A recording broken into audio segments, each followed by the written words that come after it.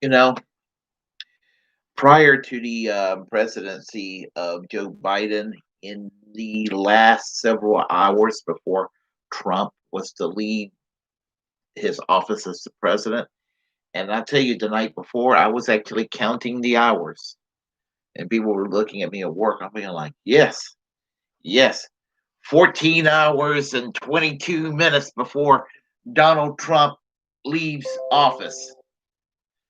That's what I kept on saying, things of that nature. Um, and I hope that I was hoping that Julian Assange of WikiLeaks would be pardoned by Trump. I had a faint hope that it could have potentially happened, but I guess he decided not to, and had some I have some reasons why I believe it didn't happen.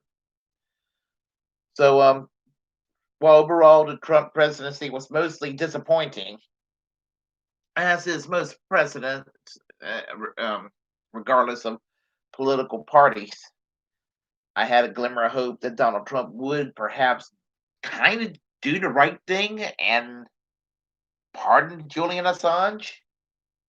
Yet he didn't.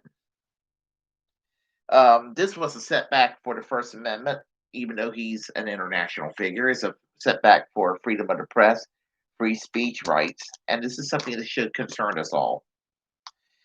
Our government, Silicon Valley, uh, the corporate media, military industrial complex are all together, and they like to punish truth tellers, whistleblowers, muckrakers, and any form of troublemakers. Yes. So, I have a possible explanation as to why Julian Assange was not pardoned. I think the number one reason goes back to George W. Bush, the Bush Cheney doctrine, which we are still on. I mean, the one thing I was hoping for when Obama succeeded George W. Bush, that I didn't think the entire Bush Cheney doctrine would disappear, but I thought that it was going to be reformed, and we will be less aggressive. I had that hope. One of the few things I hoped that was going to come from Obama, and Obama kind of continued the Bush Cheney doctrine. I say the same thing about Trump. I mean, there was aspects of Donald Trump that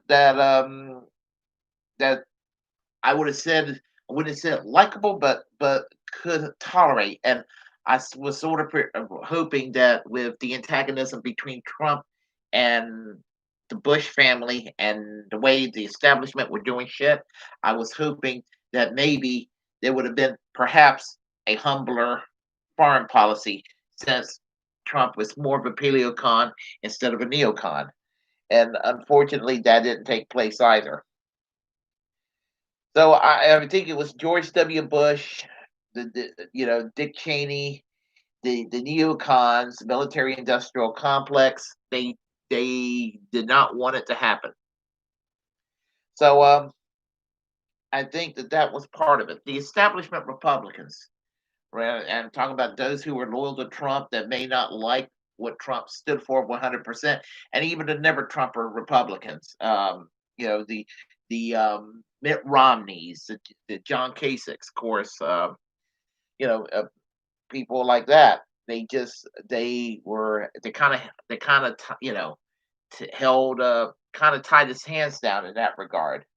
But I also think that with the Democrats, the 2016, when the emails were leaked, the DNC emails that were kind of damning and all of that, I think that has something to do with it too. And it's really funny because corporate Democrats and the real left were kind of on the same page about Julian Assange about a decade ago. And because I mean, exposing the war crimes, yeah, and we knew about these war crimes, but I mean, it was solidified. I mean, you could call Julian Assange WikiLeaks. You can call that basically the Pentagon Papers on a planetary level, because Julian Assange is from Australia. But I think that basically, in spite of the potential for a Trump pardon, it came down to this: that Mitch McConnell cautioned him not to do it, and it irks me that didn't that Trump just kind of took his advice, because I'm gonna tell y'all something about Mitch McConnell. I actually think Mitch McConnell rather work with Joe Biden than to work with Donald Trump. And I'm going to be kind of humorous and do my impression of Mitch McConnell. I'm Mitch McConnell. I'm an asshole. But anyway, just that's to me that's what I think of when I think of Mitch McConnell. But I think that he held it over Trump's head that some Republicans would go and try to have him convicted. And I said recently in a previous video that I do not think that Donald Trump is going to get in any kind of trouble, because to do so, a lot of other politicians, even politicians who opposes Donald Trump, basically the mask would be torn off as to what American politicians are usually up to: stuffing their pockets and doing the will of corporations, doing the will of defense contractors, just just just being the shitheads they all are. And I'm gonna tell you about the two-party system. And I think that people, Americans, need to find this out about the two-party system. We're all being played by them. They're all bought and paid for by the same donor class, the same special interests. Who cares if one of these corporate special interests don't like abortion and gay marriage, but the other does? I mean, they both have their financial interests involved, and there is an unholy marriage between liberal corporate donors and right wing corporate donors, and they like to throw the red meat out there for the Americans to kind of tear each other apart. And I just don't quite buy it with what the two party system offers. I mean, but the glimmer of a glimmer on the sidelines is, well, and I mentioned Jimmy Dore before.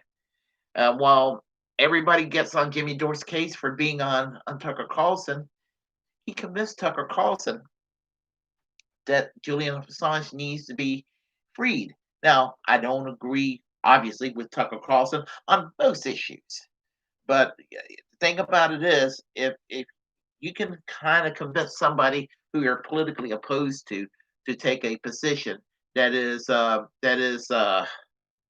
reasonable, and you do it on your terms and not on their terms, that's a good thing, and that would be a positive thing.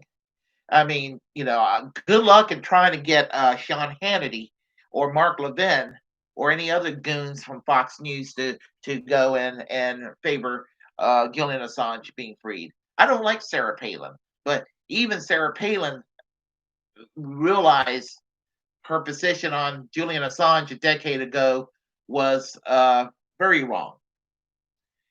And so here's the thing.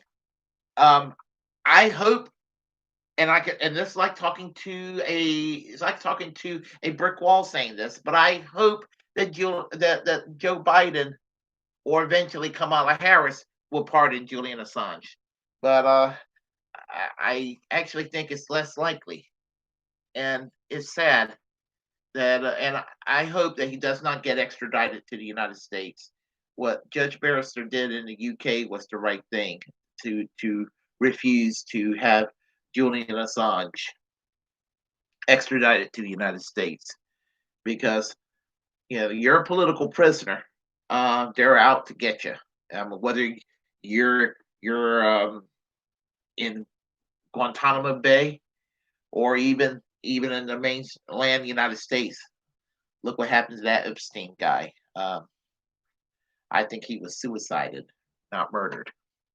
I mean, not what I meant to say is I think he was suicided, which is another word for murder. But that's my conspiracy theory, and I should really shut up, because YouTube and other social networkings don't like conspiracy theories, and they're going to try to say, well, he's a conspiracy theorist, and we're going to have him flagged down. Well, I'm I'm just kind of an obnoxious person on YouTube in a small town outside of Raleigh, North Carolina, um, trying to do my part to my little part to network people into trying to make this country and world a more just place.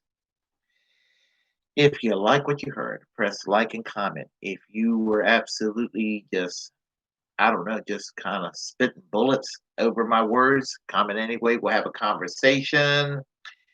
Just feel free to share the content on this channel. As First Amendment absolutist, it's my duty to inform you that to develop your own platform and to develop your own platform and utilize it, especially if you're passionate about something, because we're the muckrakers of our time.